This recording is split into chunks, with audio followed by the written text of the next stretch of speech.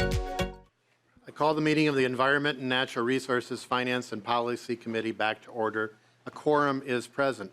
Representative Scraba, have you read the minutes? I did, Mr. Chair. Representative Scraba moves the minutes for February 21st, 2024. All those in favor say aye. Aye. All opposed, no. Ayes have it. The motion prevails. The minutes are approved. First up, and as I mentioned before the meeting started, we have 4 bills today. We're going to have the 2 Lee bills and then the Reyer bill and then the Hansen bill. We do have session, so we do not have much capacity to move beyond our timeline. So House File 3579, we have slated from about 3:45 to about 4:20. So Representative Lee, would you move that House File 3579 be laid over for possible inclusion in a future bill? So moved, Mr. Chair. And Representative Lee, I believe you had a DE3 authors amendment. Would you like to move your amendment and explain it briefly? Yes, Mr. Chair, I'd like to move the DE3 amendment. And so what the amendment does, we try to take some feedback from, I try to take some feedback from the MPCA to scope the bill to cover facilities, being major facility and facility with a state permit under Minnesota rules, and also to look at performance tests for facilities that are in EJ areas, and also just some of the other requirements that are under subdivision 4 that I could go through more thoroughly when I go over my bill, Mr. Chair. Is there any discussion to the DE3 amendment? Representative Lee moves the DE3 amendment to get the bill in the form the author would like. All those in favor, please signify by saying aye. Aye. All those opposed, no. The motion prevails. The DE3 amendment is adopted. Representative Lee, to the bill as amended. Thank you, Chair and committee members, for the opportunity to present House File 3579. Later, after my presentation, you will be hearing from community members. And Chair and members, I'm really bringing this bill forward as a continuation of the discussion that we have, I believe, back in 2021 or so with Representative Wozlowick around the water grounding situation. And I think that, over the years, for those that have been here with me in my time here, really brought forth issues that deals with some of our major polluters. 3 examples that I will discuss a little bit today are resolving around Northern Meadows that was in my district, water grounding that impacted Chair Fisher's district, and then most recently with the Smith Foundry. And so I think the recurring issue for me and a lot of the community members that will be up here today is that we don't really have any consistency in ensuring compliance and enforcement with our air emission limits. Just an example, Northern Meadows, from publicly available data from the Minnesota Pollution Control Agency, they first received their state permit in 1998 and had a major amendment in 2012. But their first air quality full on-site evaluation was not until 2003, so 5 years after they received the first permit. And then their second air quality full on-site evaluation was in 2013, 10 years after their first inspection. And as you may recall from my time here, the state entered into a consent decree with Northern Meadows in 2017 for over $2 million. And so I think that's just an example of why we need more consistency and really having inspections. And then talking about water grounding, they received a state permit in 2000 and 3 major amendments since then: 2002, 2006, and 2023. Their first air quality full on-site evaluation was in 2004. The next one was in 2012. As you recall, too, the state entered into a stipulation agreement with Water Grounding in 2019 for over $4.5 million. It is, since this agreement that there has been inspections in 2020, 22, and 23. And so I do want to move on, and then, most recently with Smith Foundry. And, with the issue of Smith Foundry, they first obtained the state permit in 1992, and they did not have the first evaluation until 2018. And then again in November of last year, and for all of you, as you may have seen in the media, it wasn't the Pollution Control Agency, but actually the U.S. federal EPA that issued a notice of violation for Smith Foundry, alleging they're releasing air pollutions at a level beyond their permits. And so I think that's why I'm bringing this bill forward for us to have a discussion on how could we really look at having more compliance with our air permits. And so to the bill, the bill requires each air quality permit issued to a covered facility to have a protocol for determining compliance through physical measurements and the frequency with which the covered facility must employ each method. The protocol must be designed to minimize the length of time between physical measurements of each pollutant emitted by the facility. Subdivision 3 of the bill requires a covered facility to maintain records of parameters that serve as an indirect measure of the covered facility air emission must require the facility to transmit the records to the agency no less than monthly. Mr. Chair, members, the intent here is to provide the MPCA with emissions information so that its compliance and enforcement staff can make full use of it when assessing compliance with permit requirements. And this is in line with what was recovered or recommended in the Office of the Legislator report around water gremlin. And so I just wanted to note that. And then subdivision 4, the performance test schedule are required for covered facilities that are located in or within 1 mile of an environmental justice area that emits a toxic air pollutant or a pollutant identified as a pollutant of high concern that does not measure the major facilities or the covered facilities emissions of the pollutants. And then performance tests are also required for covered facilities subject to the paragraph A clause 2, and they're also required for a covered facility that exceeds their emissions limit in a permit. And then also, for those that have changed their equipment, it's required for that too. And we saw that was discovered under the water gremlin issue too. And so with that, Mr. Chair, open to questions or to public testimony first. Members, any questions for Representative Chair Lee? Representative Heinzman.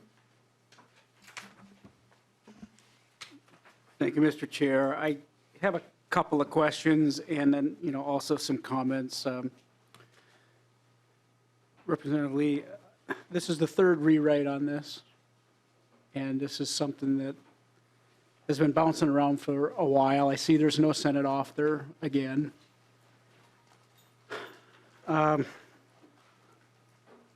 Every time this bill comes up, we're scratching our heads trying to figure out, well, what's going to be the magic sauce for it to be successful this go around. I'm not sure that we're there, considering, like I said, for example, the lack of a Senate author.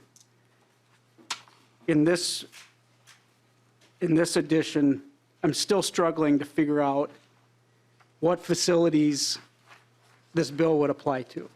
And maybe you can help narrow that for us and give me a better idea. Because you mentioned a few folks that are of concern to you, but who else is going to be affected? I'm worried about other small businesses. You may not intend to potentially be impacted by this language, but it just isn't clear to me. Chair Lee. Thank you, Chair, and thank you for the question. So the compliance determination protocol applies to covered facilities as defined on line 1.8, which are major facilities and facilities that have state air permits. And the MPCA is here if you want to ask specifically, what facilities those are. And like I mentioned, the performance test schedule apply to those covered facilities that meet the criteria of A, B, and C, and D in subdivision 4 of the D amendment. Representative Heinzman. Thank you, Mr. Chair. So Representative Lee, just to help myself and anybody maybe watching at home, are we talking about a body shop, an auto body shop? They have a covered facility potentially? I don't know. Representative Lee? Chair Lee. Oh, thank you, Chair. So the intent is for us to cover the facilities that are covered under that definition, and quite possibly, I'm not a staff at the MPCA. I can't tell you who will be covered for that, and if you want to know directly, Mr. Chair, I believe MPCA is here that can answer that specifically. Please. Thank you, Mr. Chair. Mr. Johnson.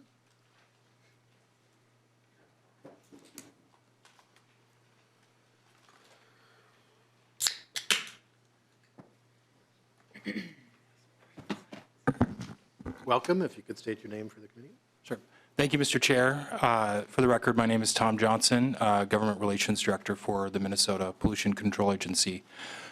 We're currently working to pull up our data and list some specific facilities if you're interested later on in the hearing, Representative Heinzman and Mr. Chair. But what I can say is we have, I believe, close to 300 Part 70 federal Clean Air Act permits that would be covered. by this that would be considered major source facilities. And then under our state permits, there would be about 120 facilities that have a state individual permit. Representative Heinzman. Thank you, Mr. Chair. I don't know if that necessarily answers the question for the body shop necessarily, but I'll just move on to another question since MPC is here. It'd be good to know how they feel about the bill. Do they support the bill? Neutral? Where are they at? Mr. Johnson. Mr. Chair, I have some prepared testimony that I'm happy to provide to the committee. If you'd like to take that now, I'm happy to do that. Otherwise, we can take it in order as you've I specified. think since you're already here, Sure. we might as well start, but 2 minutes. Proceed. Sure. Thank you, Mr. Chair. Want to thank Representative Lee for engaging us in this early. We haven't finished our review of the specific DE language, but want to just acknowledge that there were some high-level feedback that we provided, and really want to thank him for including, attempting to scope the bill here a little bit. So appreciate that work, and happy to continue to work together moving forward. We'll say that as written, the MPCA still has some concerns with the bill as amended. Just on the top level here, definitions in the bill are a little bit different from where they currently exist in statute and in our rules. So this could create a situation where for example, the major facility definition, we would call a major source facility a certain type of Part 70 federal Clean Air Act permit, as I referenced earlier. However, that is based on a potential to emit that the federal U.S. EPA has a specific definition for. That definition of potential to emit is different in this bill. And also, then the major facility definition is different within this bill than those other definitions. So this could create a lack of transparency for the agency's process, where we have additional facilities that qualify as major facilities, but then don't have a major source permit or a state. So there's some clearing up there that could happen, and would appreciate working with the author on that. We also, in the compliance determination protocols, in order for permittees to comply with the protocol, they would have to either install a continuous emission monitoring system, complete stack testing, or install ambient or portable air monitors at their facility. Depending on the facility, this may not be physically, technically possible. There's a lot in the bill, Mr. Chair. I don't know, I'd like to get a little bit more of this on the record, but would just say generally there's some clarifications where the agencies need to understand what we're supposed to do with the records that we're getting from facilities. If we're meant to review those, that would require a lot of additional staff time. Would just also want to clarify that the SEMs are not, the continuous emissions monitoring systems are not available for all pollutants. Only a very small subset of pollutants can be measured with those systems. It's similar for stack tests. They're only available for a certain subset of pollutants.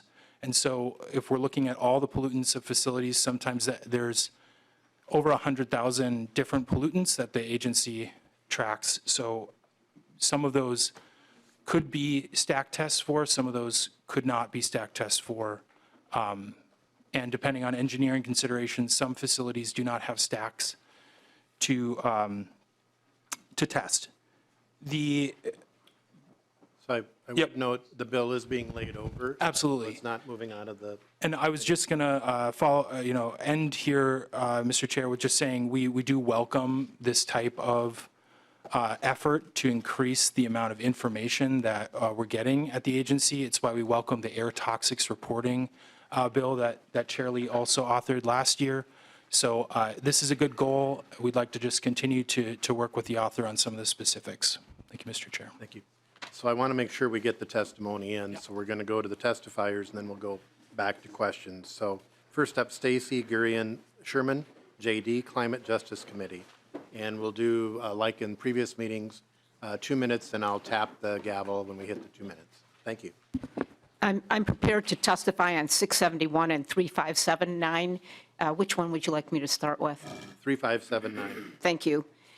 Thank you for the opportunity to provide testimony. I am Stacy Gurian Sherman. I'm a constituent of Representative Sensor Murrah in 63A. I live in the Corcoran neighborhood in South Minneapolis. I live less than a mile from the Smith Foundry in our East Phillips neighborhood, which didn't go through a permit process for 31 years. I'm here to testify strongly in support of 3579 that would ensure and strengthen compliance with air emission limits. I recently walked to the Smith Foundry to leaflet the workers there to encourage them to go to a health forum that was being sponsored by our Minneapolis City Council member, Jason Chavez in Ward 9. I was struck by what I saw in some of the workers, soot on their face. And it brought me back to the early 1960s when I would go on field trips to the behemoth Ford Rouge River plant, which had big furnaces and coke ovens. And we would go up on the catwalks and we would come home with soot all over us, our faces and our clothes. We went once a year. Smith Foundry workers are there every day. The children and the staff at Securio Child Care Center, a quarter-mile away, are there every day. And of course, the residents of East Phillips experience it 24/7. In the late 1960s, those school field trips were called off for obvious reasons. But as the Henry Ford Museum points out, there was a growing awareness of the environment. The auto industry matured, government and manufacturers alike became aware that black smoke had other implications. I'm struck that over 60 years later, this awareness still isn't actualized for neighborhoods like mine and for neighborhoods like in North Minneapolis that deal with the HERC Waste and Energy Facility, and in St. Paul's Frogtown dealing with the St. Paul Brass and Aluminum Foundry. All of these are examples of facilities that are benefiting, profiting from inconsistent and ineffective permitting and monitoring. At the same time, they're operating and they're harming people. They're dying of chronic illnesses. They're burying their children, their adults, and their elders. The compliance determination protocol in this bill will bring about stricter control. If I could just finish my sentence, thank you. And would require more consistent controls. This obviously goes beyond awareness of what black smoke is to dealing with it. And I urge you to support this bill. Thank you. Thank you. Roxanne O'Brien, community member for environmental justice. Welcome. Thank you. I would like to just speak on behalf of both these bills, but I don't know which one is up right now. I'm sorry. 3579. The testing. Okay.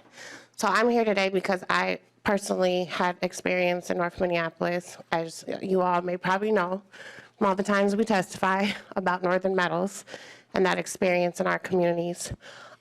They weren't responsive to, they did not want to be tested. They didn't want to be held accountable. They even lied on their emissions. So I want to just say that our communities really paid the price for years. We knew what was going on, but we didn't really have ways to like test and be sure about what was going on there. So this would be helpful to other communities as well, our community still, because I think, again, it's about accountability and like how are we holding each other accountable in our society. And then, yeah, I mean, I think, you know, we still feel bad that Northern Metal still was allowed to operate in Becker, because 3 months later after they left North Minneapolis, they caught on fire for 5 days. And used over 500 million gallons of water to put out that fire and all the emergency services there. So it's just good to hold people accountable and make sure that you're testing and not allowing these things to continue. Thank you. Thank you. Tony Quillis, Minnesota Chamber of Commerce, and then Andrea Lovell, Minnesota Environmental Justice Table after that.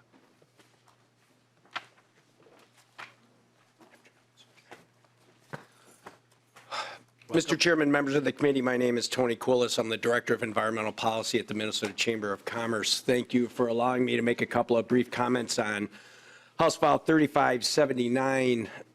Just to kind of put in perspective of what we're talking about, The impact of this bill is statewide and will impact certain things Representative Heinzman had asked, entities such as cities, schools, hospitals, and colleges and universities.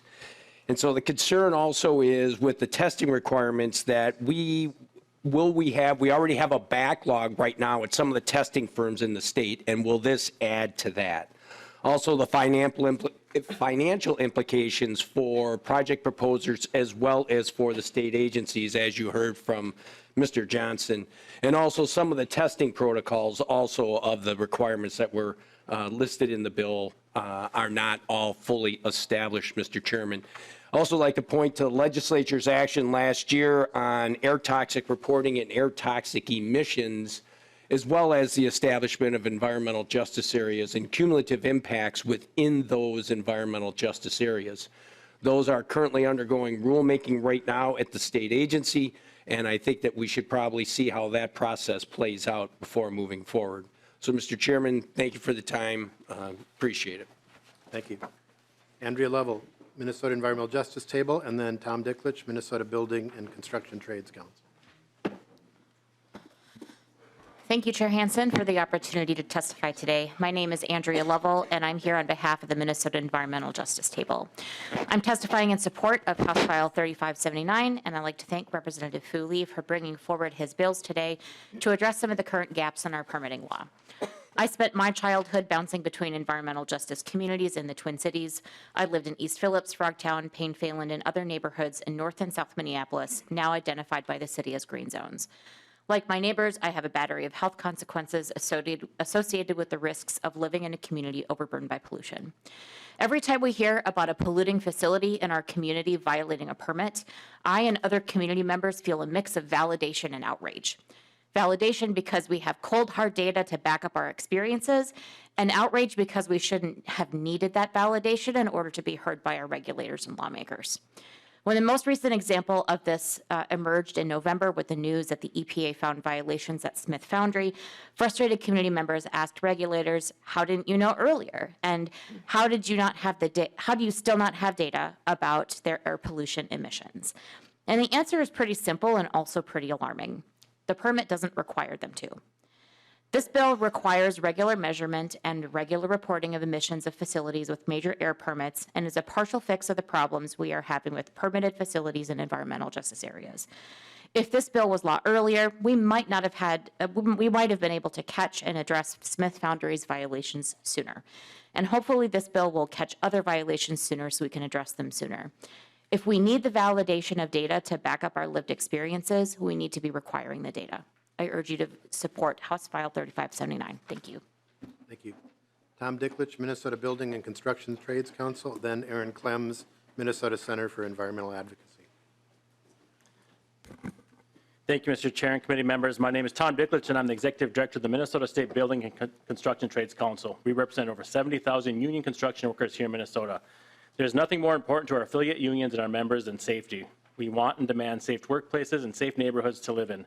So we appreciate the efforts of Representative Lee and others to make sure industrial facilities are living within the emissions limits allowed in their permits.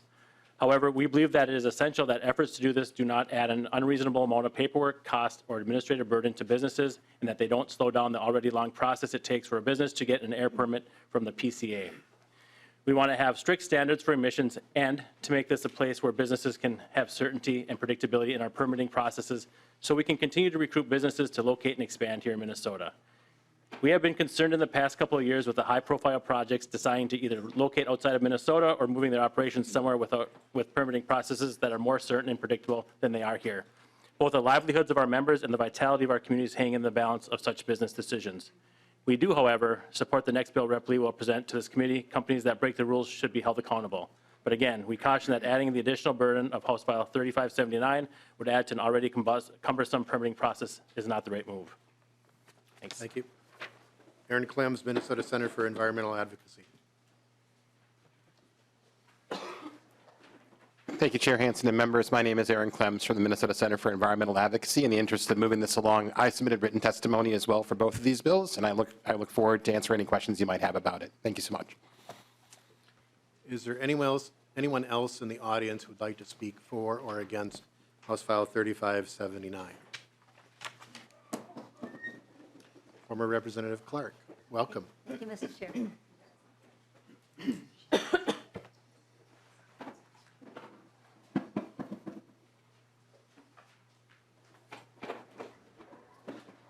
Thank you, Chair Hansen and members, for the opportunity to be back among old friends and also many new people, too. I want to start by thanking Chair Lee for bringing this bill forward. I served with some of you earlier, and I want to point way back to 2008, when we passed a pretty important bill that said that in environmental justice neighborhoods, which are basically communities that have majority people of color and low income people of color and Native Americans living in those areas, that have disproportionate toxic exposures. It's just a fact that in Minnesota, we can put that on a map. And I brought the map with me today, and I'm going to just pass out. And just, If that's okay, Mr. Chair. Representative Clark, if you can state your name for the record, I'm going to allow handing out, but I cannot allow a prop. So I think we have rules on that. So if you can hand out the material, but, and then what I'm going to provide is that the map be set up in the back of the room. But Sure. we Yeah. we do. The map is just a document that we used 16 years ago that demonstrated the disparities. And I just want to say that the importance of this bill is to enforce existing law and the laws that are coming on the books and the rules that are coming in the books from Representative Lee's bill that he passed last year. And there's just such an urgent need to have compliance. Several other people have mentioned the Smith Foundry, which is, I live 2 blocks from the Smith Foundry in East Phillips, Minnesota, and Minneapolis, and there's just no doubt that that particular facility has violated so many parts of environmental law that it took the U.S. EPA, the federal government, to come in and do a surprise visit to document what we had already been feeling as residents. You could smell, people were sick, so much asthma. Childhood lead poisoning is an epidemic, as is asthma, heart disease, all these things that are related to these kinds of particulates that come out of those emissions and several other facilities. So, Mr. Chairman, I won't go into all of that again, but I know you're on a time crunch and you need to go to the floor. So recognizing that, I'll just say I'd be happy to provide more detailed information on those disparities and the kind of human costs that are addressed really by what this bill would bring forward. Thank you. Thank you. Is there anyone else who would like to speak for or against the bill? And then I believe Representative Finke, were you seeking to be recognized before the questions, or, okay, so now. No, that's anytime. Okay, Representative Fisher. Thank you, Chair Hansen, and to Chair Lee, thank you for bringing the bill forward, and I appreciate your continued work on this. Where this gets to be very critical is that there are some times where you have people who have violations out there, and they don't realize it because they're doing math. They're not doing actual tests. And so what this would do is make sure that we're catching people in that kind of situation. But more importantly, there are some bad actors that are out there, and the only way you're going to catch them is to be able to have a process like this established. And I'll use the example of water gremlin, is where in that instance, it was something that was not caught until too late. But not only did they find this problem, they found out they were mishandling lead in the process. 25% of the kids that were tested 25% of the children of parents who worked at that facility who were tested had lead poisoning in their blood because of how bad they were handling the lead in that facility. So a lot of times this acts as an indicator of not only what's happening wrong within the environment, but other things that are wrong that are making our environment dangerous. Each of these families that worked there, all of their cars had to be cleaned, some of them multiple times because the lead contamination was so bad. In addition, the lead was found in their homes and they had to have their homes cleaned. And this was only in the homes of the people that allowed it. In some of the homes, it probably occurred, but the people were immigrant population, were here legally, but were afraid to say anything because they were afraid to lose their job. I'm sure there are houses out there or apartments out there that are contaminated by lead that were never found, and they're exposing other people to it. And this is the problem if we don't have a good system set up. Thank you for bringing the bill. We need to get something like this moved forward. The bill is being laid over. Is any other questions? Representative Finke? Thank you, Chair, and thank you, Chair Lee, for bringing your bill. Yeah, I mean, Rep. Fisher said this, but I just want to get it on the record that this is one of those moments as a representative where, like, I'm pretty stunned to learn what we allow. And I think most Minnesotans would be pretty shocked to learn that we don't have a mechanism in place to do this basic thing. We just allow polluters to pollute. We say, you can do this much pollution. And they say, we're going to pollute way more than that. And then we say, we don't have anything to do about that. Like, how is that possibly the state of law in Minnesota? It's just shocking to me. When you add on to that how racist the data is that we're looking at here, there's no other word for it. 34% of Minnesotans have high-risk polluted areas, 91% for communities of color. That's racism. Like, we can pretend like we're talking about small business or whatever, but the numbers are just the numbers. I'm just shocked by how obviously wrong what we're doing is. So I don't even have a question. It's just like stunning to me. We need to fix it. Thank you. Representative Lee? Thank you. Closing, Mr. Chair. I really appreciate the conversation. Like you mentioned, it is being laid over, and to, I think, one of the other members' questions, this is a third version before you because I'm trying to work with anybody who's interested in making sure that this is a program that will work for the entire state of Minnesota. And so just in closing for this piece, I just wanted to point back to one of the findings that I mentioned before in the OLA, and I quote from the report. At a minimum, the MPCA should meet federal standards for inspection of emissions facilities. There should not have been an 8-year gap between MPCA's water gremlin inspections. The federal standard call for inspection of this type of facility is no less than once every 5 years. Bringing it back to Smith Foundry as to why we're bringing this back forward. They first got their permit in 1992, and the first evaluation was in 2018. And I think you heard it from our community members that's here already. 16 years in between inspections or whatnot. I don't think that's, or no, more than 16 years. Apologize for my math. I just don't think that's acceptable, and I really appreciate the feedback and the conversation, and let's work to make this work for everybody in the state. Thank you, Mr. Chair. Representative Lee renews his motion that House File 3579 as amended be laid over for possible inclusion in an omnibus bill. The bill is laid over. Representative Lee to House File 671, and we are allocating time till 4:45 for this. Would you like to move House File 671 be re-referred to the Judiciary, Finance, and Civil Law Committee? So moved, Mr. Chair. Representative Lee, I believe you have a DE3 author's amendment. Would you like to move your amendment and explain it briefly?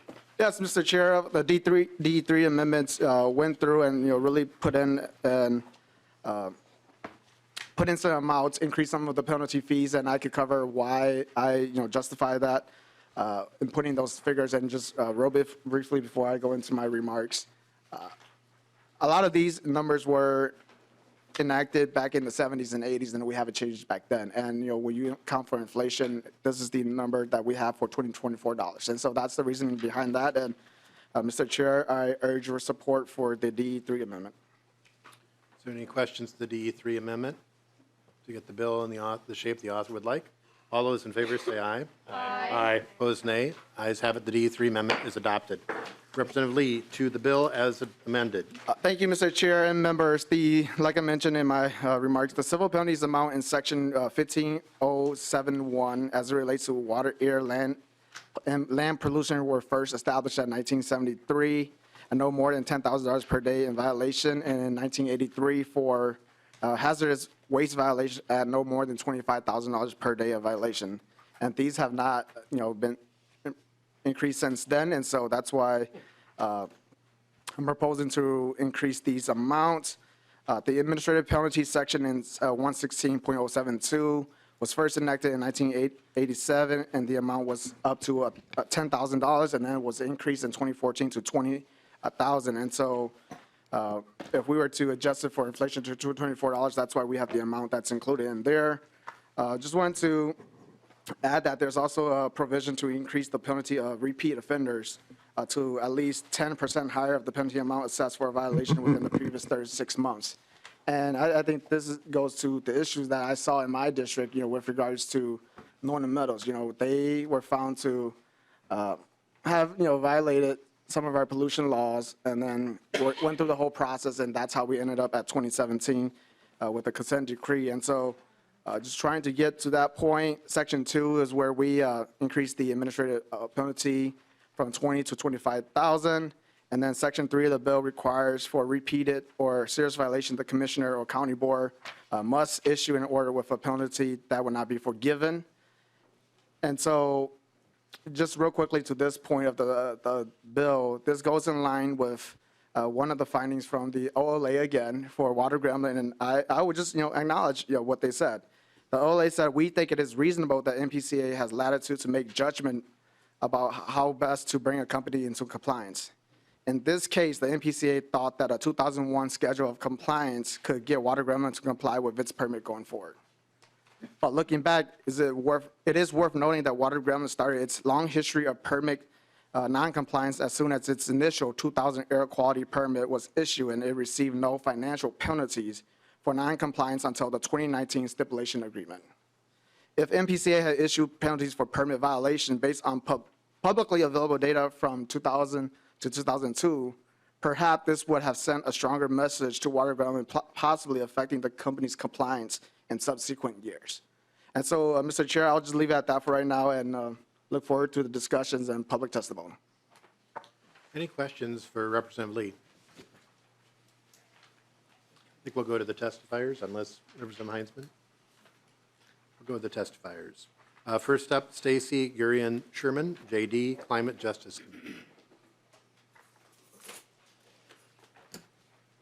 Thank you very much. Again, I'm Stacy Gurian Sherman. I live less than a mile from the Smith Foundry. I'm also a member of the Climate Justice Committee and a member of the Shut Smith Down Coalition.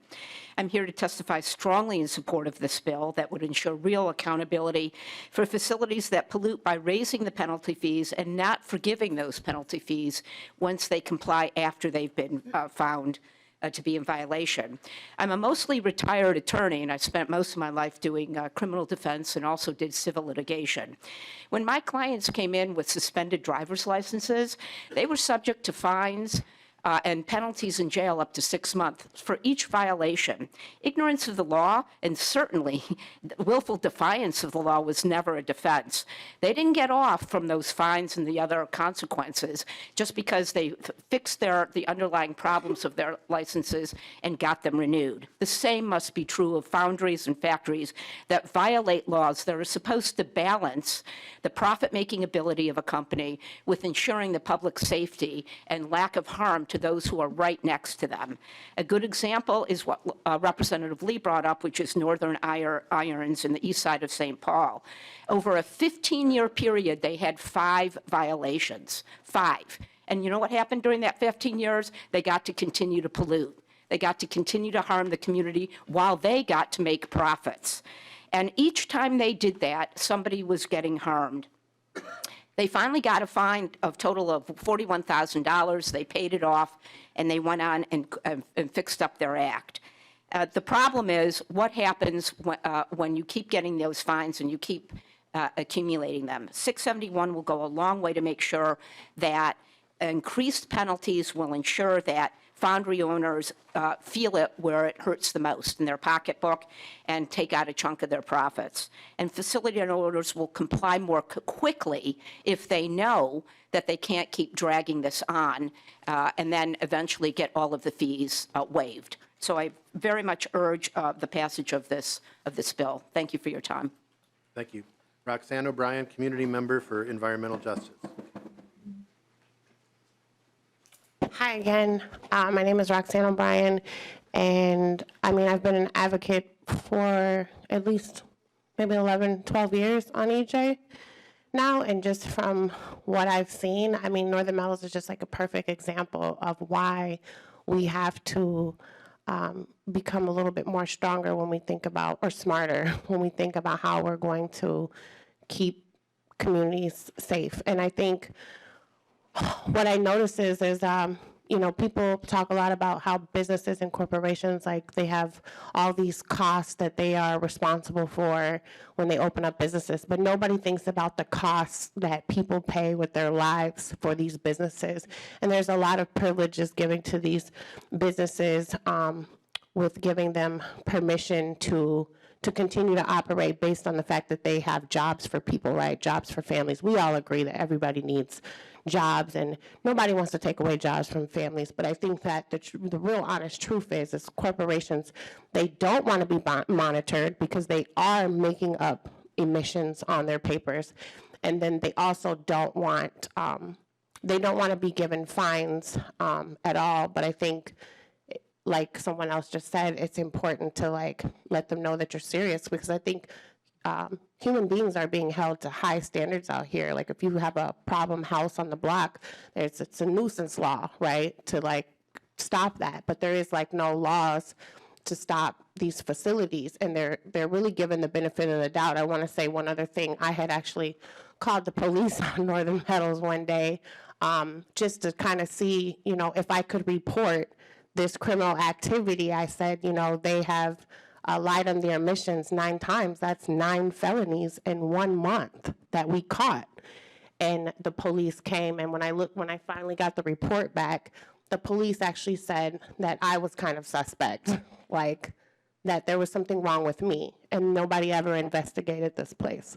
So please, let's just, you know, let's just make it fair, way more fair, because I think corporations are already getting the benefit of the doubt and making all the money. Thank you. Andrea Lovell, Minnesota Environmental Justice Table, then Aaron Clems, Minnesota Center for Environmental Advocacy. Thank you, Chair Hansen. My name is Andrea Lovell, and I'm here on behalf of the Minnesota Environmental Justice Table.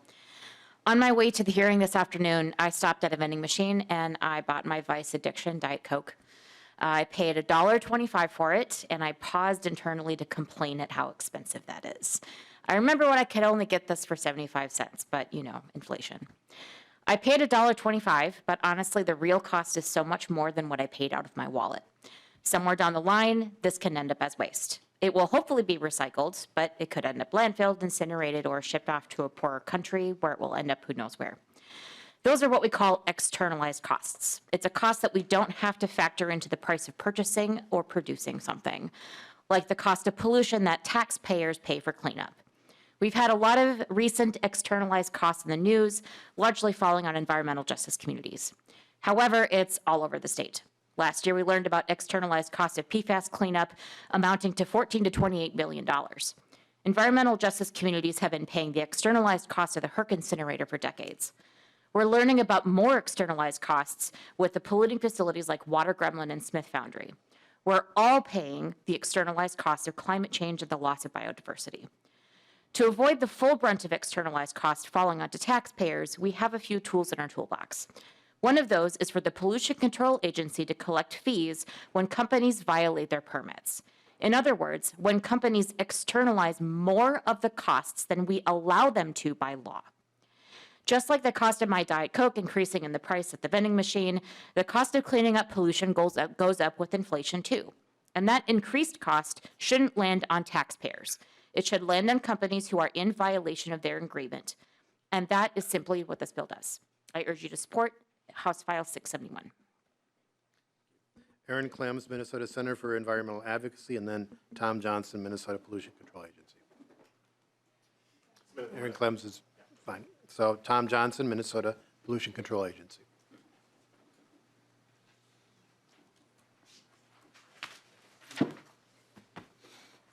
Thank you, Mr. Chair. Again, Tom Johnson, Government Relations Director for the Minnesota Pollution Control Agency. I'll keep this really brief, Mr. Chair. Want to again thank the bill author for making us aware of this before it came to a hearing. So really appreciate the opportunity to work together. Really just want to highlight a few items for the committee and the author to consider. First of all, in the new penalty cap amounts, just want to flag that the ultimate penalty is decided by the court. And, in our experience, that while the agency can bring forward a penalty amount and suggest a penalty amount, the court ultimately would decide under this first subdivision what the ultimate penalty amount is. So just, what we do not have a position on the amount of cap there. Would leave that to the legislature to decide, but just wanted to flag that it could, ultimately be the same type of judgment from the court either way. The new paragraph B, we're just looking for some clarification starting on 1.16.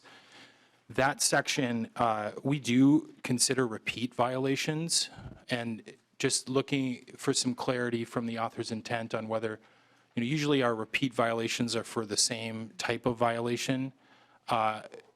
If this type of subsequent violation could be under this language any type of violation, so it could potentially be a large,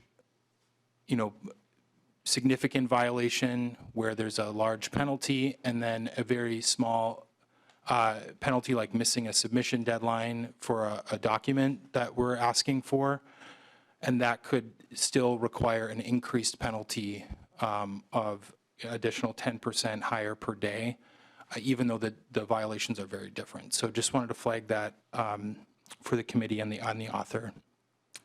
The changes to penalty amounts under Section 2, Subdivision 2, may be more impactful than the changes to the per day caps. So for the committee's understanding, the last time this penalty cap was changed was about 10 years ago in 2014. The US EPA regularly updates their administrative penalty caps to adjust for inflation. And again, we'll leave the decision on the appropriate amounts to the legislature, but just flagging that this is an item that hasn't been updated in a while.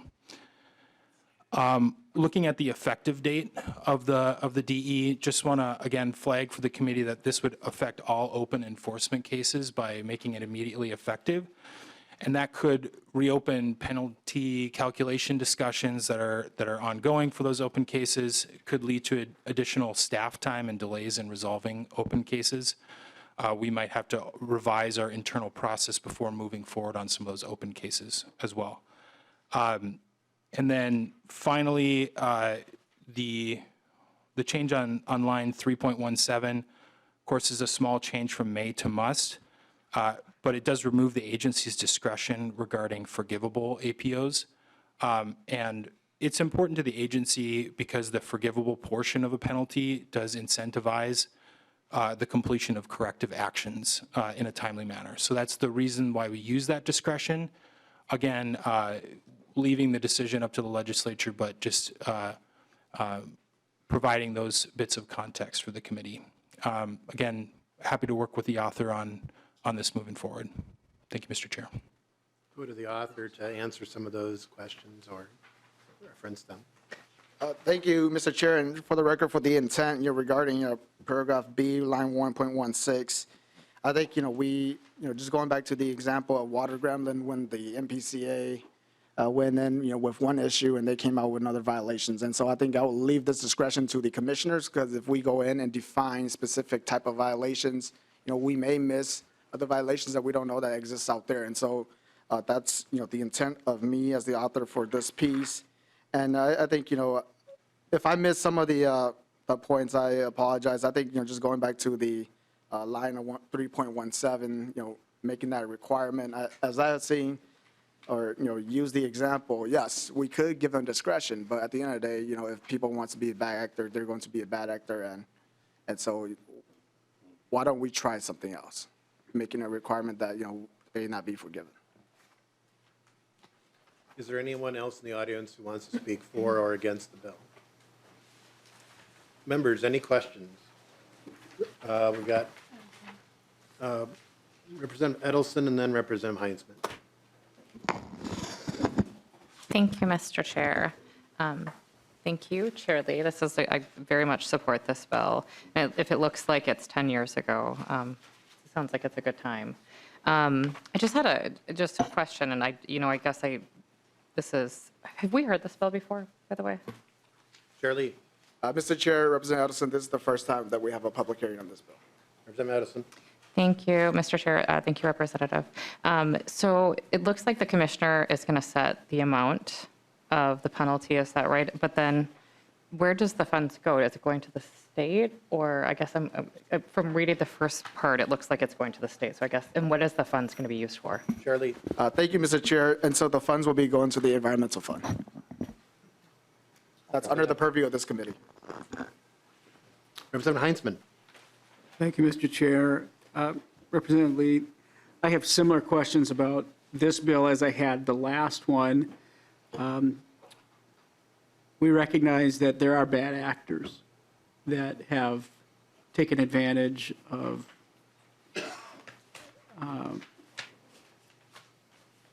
low penalties, maybe would be one way to describe it. My concern is for small cities, potentially farms, small businesses, and there may be in 114C or in 116 some kind of a exclusionary statement of some kind, but I don't see it here in the language specifically, and if I missed it, I apologize. So maybe, Representative Lee, if you could help me understand or help show me that this bill wouldn't affect these small businesses or cities, that would be helpful. Representative Lee. Thank you, Mr. Chair. And I think that regarding that piece, we are clear that if they violate Chapter 115, 116, or 114C under civil penalties, then I think that encompasses, every entity. And I would just like to refer back to Mr. Johnson that we set these limits, but it is up to the judicial branch on how much they want to levy that penalty fee on those entities, whether that's a small community, small business, big business. That's up to the judicial branch, like what Mr. Johnson mentioned. Representative Heinzman.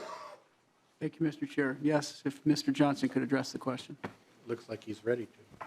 Excellent. Thank you, Mr. Chair. Again, Tom Johnson, Government Relations, MPCA.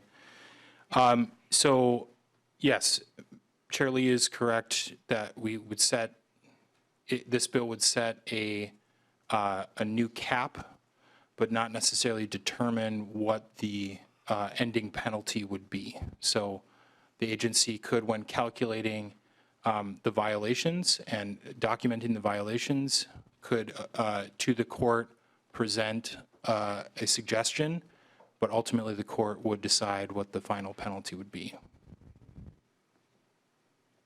Representative Heinzman. Thank you, Mr. Chair. So either to Mr. Johnson or Representative Lee, my concern continues to be that some folks that I'm assuming wouldn't necessarily intend to be impacted by this. What in some of these examples is a pretty significant increase, sometimes 7 times what it currently is, could be impacted quite negatively.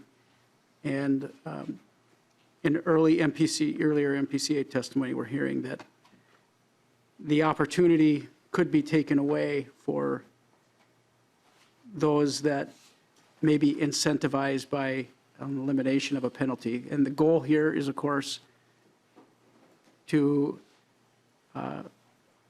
reduce pollution or entirely stop pollution. So, I mean, and for these folks in, maybe a situation to resolve that situation. So I hope that there's some changes that could be made and some clarifications. Thank you, Mr. Chair. Representative Lee. Thank you, Mr. Chair, and to the committee and to that point, we're not changing anything other than the fees. And like I mentioned, we are adjusting it to inflation. And I was going to save this for my closing, but if we put this, these current fees in 2024 into 1973 fee standards, the section 1, the limit of $10,000, that equates to $1.5 thousand. As we know that with the cost for compliance, equipment and whatnot, that's going to increase. And so if you're a business, it's cheaper to pay a $1,000 fee than to actually comply with your permit. And so just wanted to leave at that, looking at the $10,000, for 2024, if we were to count it to $1,973, it's only $1,500. And so that's why, the increase in these fees, I'm not just getting it for anyone. I think for what I'm doing is to adjust it to inflation. Members, any other questions? Was that your close? Mr. Chair, I would just have a quick closing, really appreciate the conversation. And, I think that we have heard from community members who have been impacted. And I just want to, to go back to that point. I think we could differ on whether we should increase fees or not. But I think I believe that the intent of having these, penalties, or, I will hope that all of us don't really want to levy these penalties on any businesses. But, we have these in place so that, we deter bad behaviors. And so, Mr. Chair and members, if you're interested in working on this, I'm more than willing as we work through the process with this bill. Thank you, Mr. Chair. Representative Lee renews his motion that House File 671 as amended be re-referred to the Judiciary, Finance, and Civil Law Committee. All those in favor, please signify by saying aye. Aye. All those opposed, say no. The motion prevails. Next up, House File 3474, Representative Reyer, Reinvest in Minnesota Reserve. We were planning till 4:55. We're running about 5 minutes ahead of schedule. So, thank you, Mr. Chair. Ahead of schedule is good. So I do have a DE amendment, Mr. Chair. I will move that House File 3474 be re-referred to the Legacy Committee, and I will move the DE1 amendment that the author intends. To the amendment, Representative Reyer. Thank you, Mr. Chair. So thank you, committee members. It's a pleasure to be here. House File 3474, as amended, appropriates $4 million to the Reinvest in Minnesota, or RIM Reserve Program, and requests funding from the Clean Water Fund. The funds would go to two purposes: $1 million to help us maintain existing RIM locations by conducting an assessment of wetland restoration structures needing repairs or replacements, and then $3 million directed to a 9-county area in southeastern Minnesota that's experiencing severe water quality issues. The intent of this appropriation is to obtain easements in areas that make groundwater particularly sensitive to contamination. As you'll hear, this may include trout streams or dissolved bedrock, sinkholes, or sinking streams. As this is not a quick fix, this is an investment in the long-term well-being of the area's water supply. And it's an urgent need in that this is a particularly vulnerable area that needs our attention and support. Now I'd like to turn it over to Sheila Vanny, Assistant Director of the Minnesota Southwest Soil and Water Conservation District, to share more about how RIMs operate and explain more about how the funds would be used. Just before that, we need to adopt the DE1 amendment. So any discussion on the amendment? All those in favor say aye. Aye. Opposed, nay. The DE1 is adopted. To the bill as amended. Ms. Vian. Thank you, Mr. Chair. Members, Sheila Vanny, Assistant Director with the Minnesota Association of Soil and Water Conservation District. And I want to thank Representative Reyer for carrying this bill and for the DE amendment before you today. Just a bit of background on the Reinvest in Minnesota Reserve Easement Program.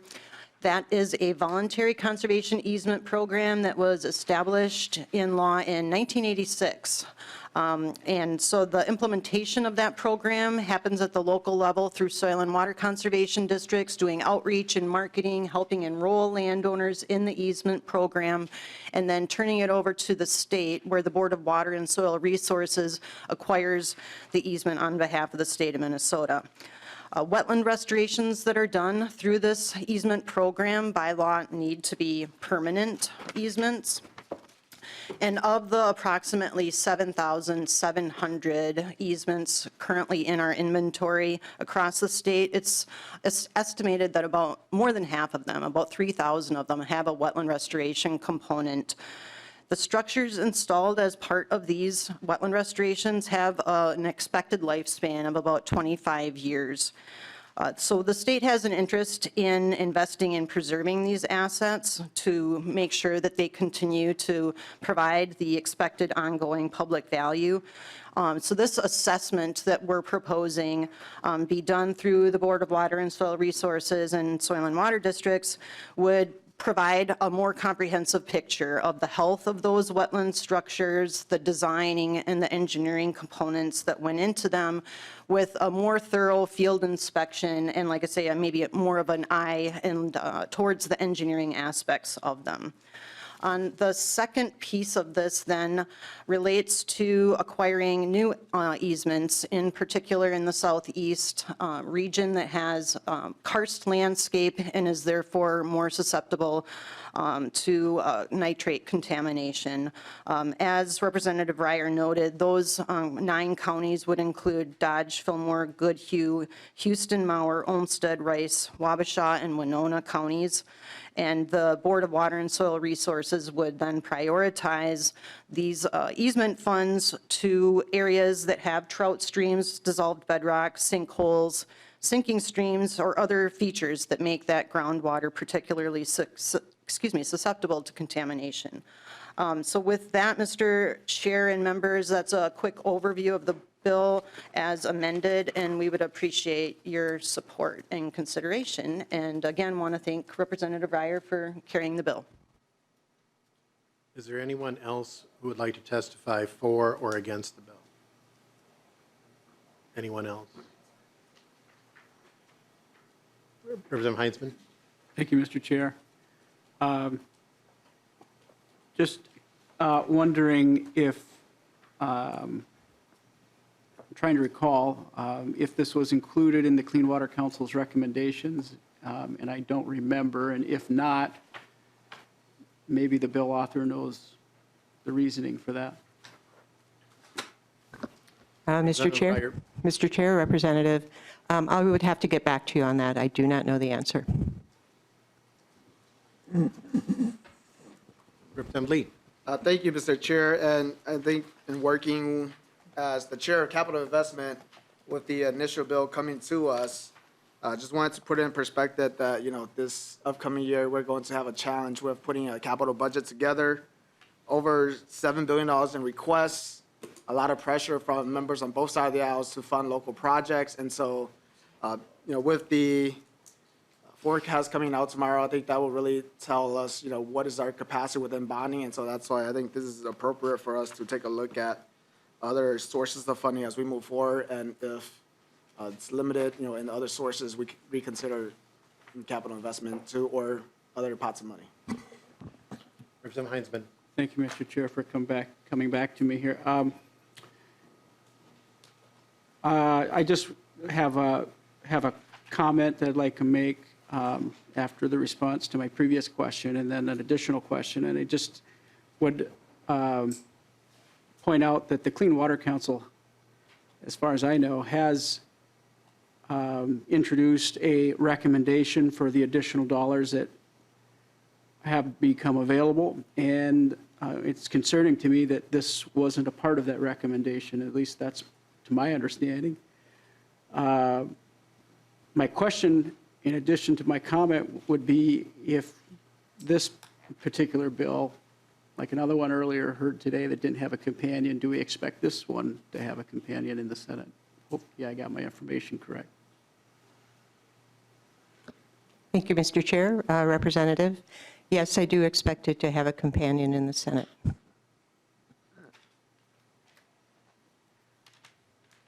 Representative Heinzman. No, nothing further. Thank you, Mr. Chair. Is there anyone else with any questions? I just should note for the record, this committee and the environment budget provided $3 million in cash last year for Reinvest in Minnesota as part of the one-time money budget. As Representative Lee noted, the bill has come to us with general obligation bonds. I think, Representative Heinzman, you're aware that with the Clean Water Council, there was a legal memo that had come from the Senate about some of the recommendations, some advice in terms of recommendations that the council did make. So as you know, it's up to the legislature to decide what those appropriations should be. And I think Representative Reyer has, this is going to Legacy Committee, and that'll be discussed there, as probably other bills will as well. Representative Reyer. Thank you, Mr. Chair. If there are no other questions, I just ask for your support. Thank you. I renew my motion that House File, I gotta look at it here, House File 3474 as amended be re-referred to the Legacy Finance Committee. All those in favor say aye. Aye. Opposed, no. The motion prevails. Thank you. Turning the gavel over to Vice Chair Jordan.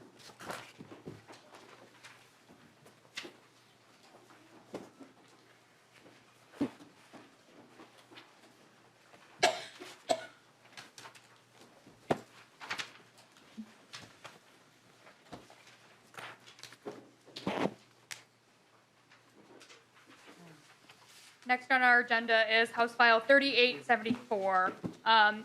Representative Hansen, would you like to move your bill?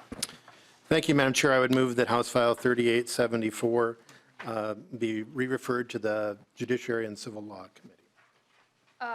Representative Hansen, to your bill. Thank you, Madam Chair, and I do not have an amendment. I think this is just the bill as it is. Members, this bill deals kind of with two parts. The first is increasing the penalty relating to buffer law violations. Believe it or not, it has been almost 9 years since the buffer law was passed. And so this would increase the penalty similar to what Representative Lee's bill had said, to make it something consequential rather than the cost of doing business. And it provides that authority to the counties or the watershed districts who would know best what to do there. Secondly, the Lawns to Legumes Program, we are now up to 23,000 potential participants. This would make their data private, not public. And so the bill is going to Judiciary Committee because of those purposes. We don't want all of those Minnesotans to be getting a lot of advertising directed to them with their data. So this would, like we do with many other people, make it not public information. So that is the bill, and I don't have any other testifiers. I believe there is someone here from Bowser who could describe the details if needed. Yes, I have Dave Wyron from Bowser.